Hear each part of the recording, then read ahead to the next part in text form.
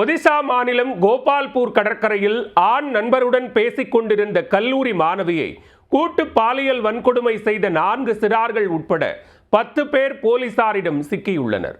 மாநிலத்தை உலுக்கிய அதிர்ச்சி சம்பவத்தின் திடுக்கிடும் பின்னணி என்ன?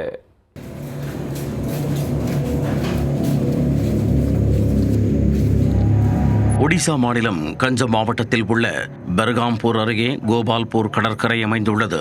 சுமார் 18 கிலோமீட்டர் நீளம் கொண்ட இந்த கடற்கரைக்கு கடந்த ஞாயிற்றுக்கிழமை இரவு 20 வயது கல்லூரி மாணவியும் அவருடன் படிக்கும் மற்றொரு மாணவரும் சென்றுள்ளனர். இரவு 8 மணி அளவில் அவர்கள் பேசிக் கொண்டிருந்த போது சுமார் 10 பேர் கொண்ட கும்பல் இருசக்கர வாகனத்தில் அங்கு வந்துள்ளது. அவர்கள் தனியாக இருந்த கல்லூரி மாணவி மற்றும் அவரது ஆண் நண்பருடன் தகராறு செய்தனர்.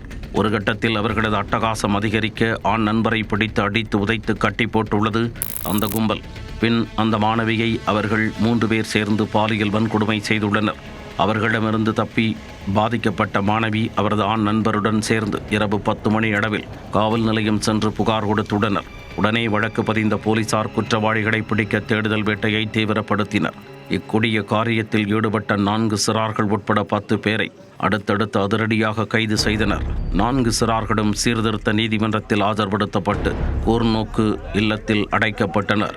அவர்கள் அனைவருக்கும் 17 வயதாகிவிட்ட நிலையில் வழக்கமான பாலியல் வன்கொடுமை சட்டத்தில் நடவடிக்கை எடுக்க அனுமதிக்க வேண்டுமென்று கேட்டு போலீசார் நீதிமன்றத்தில் கோரிக்கை விடுத்துள்ளனர்.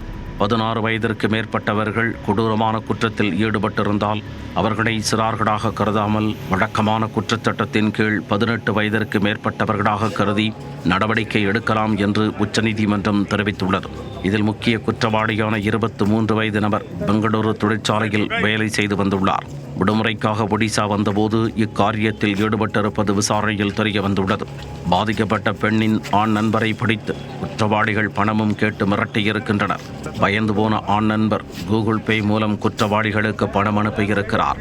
அந்த ஆதாரத்தை வைத்துதான் போலீசார் குற்றவாளிகளை கண்டுபிடித்துள்ளனர். பாதிக்கப்பட்ட மாணவி மற்றும் அவரது ஆண் நண்பரிடம் வாக்குமூலம் பெறப்பட்டுள்ளது. இது மனிதாபிமானமற்ற செயல் என்றும் குற்றவாளிகளுக்கு தகுந்த தண்டனை வழங்கப்படும் என்றும் அம்மாநில முதல்வர் மோகன் சரண் தெரிவித்துள்ளார்.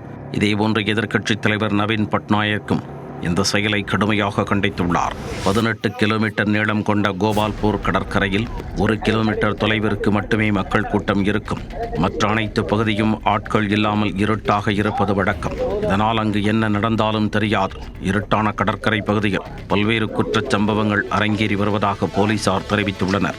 ஒடிசா கடற்கரையில் பெண்கள் கூட்டு பாலியல் வன்கொடுமை செய்யப்படுவது இது 2வது முறையாகும். கடந்த வாரம் பூரி கடற்கரையை ஒட்டிய ஹோட்டலில் 9வது வகுப்பு படிக்கும் மாணவி கூட்டு பாலியல் வன்கொடுமை செய்யப்பட்டது குறிப்பிடத்தக்கது.